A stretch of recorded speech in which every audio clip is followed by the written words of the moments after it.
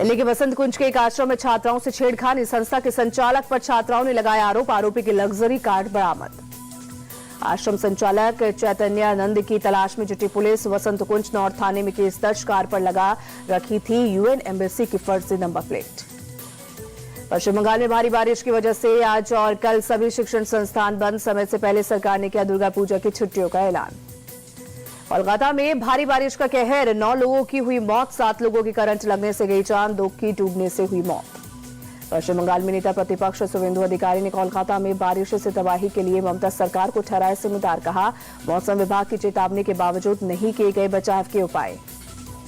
शुवेंदु अधिकारी ने बारिश से हुई मौत के लिए सीईएससी के चेयरमैन, कोलकाता के मेयर और पुलिस कमिश्नर पर एफआईआर दर्ज करने की मांग की। कहा, मारे गए लोगों के परिवार को 1-1 करोड़ का मुआवजा और नौकरी दी जानी चाहिए। सोलापुर के करमाला पहुंचे डिप्टी सीएम अजित पवार, बाढ़ से हुए नुकसान का लिया जायजा, किसानों से भी की बात। बेंगलुरु में बीजेपी कार्यकर्ताओं का कांग्रेस सरकार के खिलाफ प्रदर्शन, गड्ढों की समस्या को लेकर जताया विरोध।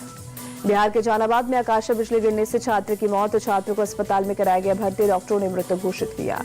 पटना के होटल चाणक्य में शाम 4 बजे होगी महागठबंधन की मीटिंग, राहुल गांधी और तेजस्वी यादव रहेंगे मौजूद। सीट शेयरिंग सहित कई अहम मुद्दों पर हो सकती है चर्चा। बिहार चुनाव से पहले सीपीआई-एमएल महासचिव दीपांकर भट्टाचार्य ने बढ़ाई आरजेडी की टेंशन, महागठबंधन में 40 सीट की मांग की, पिछले चुनाव की स्ट्राइक रेट का दिया हवाला। कांग्रेस महासचिव प्रियंका गांधी हर घर अधिकार रैली से करेंगी बिहार में चुनाव प्रचार की शुरुआत। 26 सितंबर को मोतिहारी में करेंगे रैली। जनसुराज पार्टी बिहार के मुस्लिम समुदाय को जोड़ने में जुटे। प्रशांत किशोर आज गया जी में मुस्लिम बुद्धिजीवियों से करेंगे संवाद। चेरकी बाजार के रॉयल पैलेस में शाम 6 बजे करेंगे जनसभा। प्रशांत किशोर को मंत्री अशोक चौधरी ने भेजा मानहानि का नोटिस, 200 करोड़ की संपत्ति खरीदने के आरोपों पर 100 करोड़ का मुआवजा या माफी मांगने की मांग। चुनाव से पहले बिहार की महिलाओं को पीएम की सौगात, 26 सितंबर को 75 लाख महिलाओं के खाते में 10-10 हजार रुपए ट्रांसफर करेंगे। मुख्यमंत्री महिला रोजगार योजना की पहली किस्त जारी होगी। कार्यक्रम में सीएम नीतीश कुमार होंगे मुख्य अतिथि।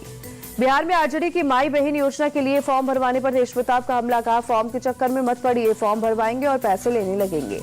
यूपी के सीएम योगी आदित्यनाथ का बड़ा बयान। कहा, विदेशी हमले से पहले 12वीं सदी तक हिंदुओं की आबादी 60 करोड़ थी, 900 साल में घटकर 1947 में आजादी के समय 30 करोड़ रह गई।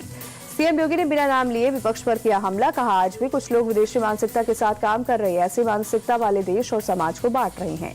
विरोधियों पर योगी का प्रहार। कहा, जाति भाषा के आधार पर देश को बांटा जा रहा है, कुछ लोग स्वदेशी अभियान में अड़ंगा डाल रहे हैं, गुलामी की मानसिकता का प्रतीक है।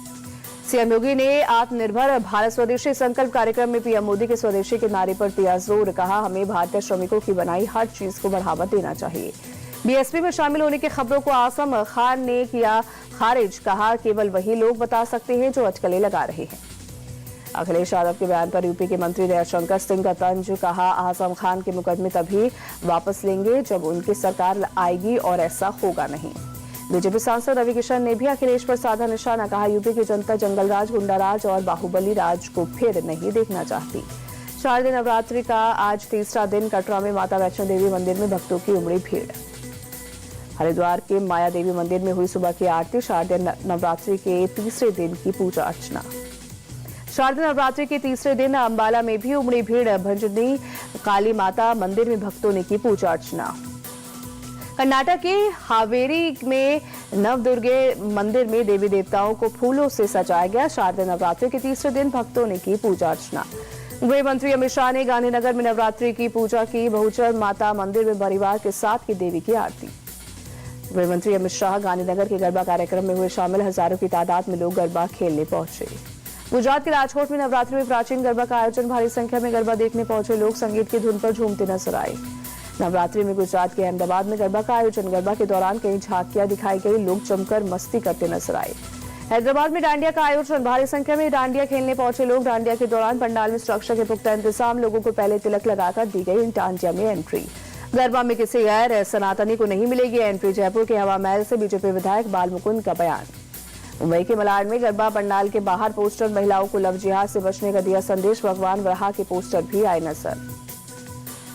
भिलवाड़ा में महिला ने अपने मासूम बच्चे के मुंह में पत्थर ठूस कर जंगल में फेंका। वालों ने बचाई मासूम की जान, अस्पताल में इलाज जारी।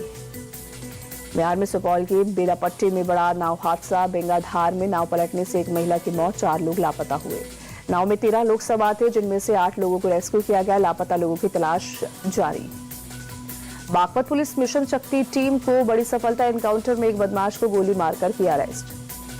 सीतापुर में बीएसए पर उन्हीं के ऑफिस में प्रिंसिपल ने बरसाई बेल्ट, फोन भी छीनकर तोड़ा। आरोपी प्रिंसिपल को पकड़ कर ले गई पुलिस। दिल्ली के पहाड़गंज में रिक्शा पलटने से 2 छात्राएं घायल। तेज रफ्तार में रेड लाइट तोड़ने के बाद हादसा हुआ। न्यूयॉर्क में अमेरिका भारत रणनीतिक साझेदारी फोरम में बोले पीयूष गोयल, भविष्य में ऊर्जा उत्पादों पर अमेरिका के साथ हमारा व्यापार बढ़ेगा। अमेरिका के ट्रंप प्रशासन ने H-1B वीजा के लिए लॉटरी सिस्टम को खत्म करने का रखा प्रस्ताव। नए नियम के तहत अब स्किल और सैलरी के आधार पर होगी वीजा के लिए चयन प्रक्रिया। संयुक्त राष्ट्र महासभा के 80वें सत्र में अमेरिकी राष्ट्रपति डोनाल्ड ट्रंप ने फिर किया भारत और पाकिस्तान के बीच युद्ध रुकवाने का दावा। कहा, मैंने सिर्फ 7 महीने में 7 युद्धों को समाप्त कर दिया। ट्रंप ने संयुक्त राष्ट्र पर खड़े किए सवाल। कहा, दूसरे देशों में शांति के यूएन के सारे दावे खोखले निकले। संयुक्त राष्ट्र के काम भी मुझे ही करने पड़ रहे हैं, जैसे राष्ट्रपति या पीएम ने मेरी मदद नहीं की। यूएन के मंच से ट्रंप ने भारत और चीन को बताया रूस यूक्रेन युद्ध का प्राइमरी फंडर। कहा, चीन और भारत रूस से तेल खरीदकर उसे युद्ध के लिए फंडिंग कर रहे हैं। इटली के पीएम जॉर्जिया मेलोनी ने फिलिस्तीन को स्वतंत्र राष्ट्र की मान्यता देने के लिए 2 शर्त रखी। कहा, सभी बंधकों की रिहाई हो और भविष्य में हमास को किसी भी फिलिस्तीनी सरकार में शामिल न किया जाए। जॉर्जिया मेलोनी ने भारत को लेकर दिया बड़ा बयान। कहा, दुनिया भर में चल रहे युद्धों को खत्म करने में भारत निभा सकता है महत्वपूर्ण भूमिका। सऊदी अरब की ग्रैंड मुफ्ती का निधन, शरिया कानून में था अहम योगदान। पीएम मोदी ने ट्वीट कर जताया शोक। एशिया कप में आज भारत और बांग्लादेश के बीच होगी टक्कर। दुबई में रात 8 बजे शुरू होगा मुकाबला।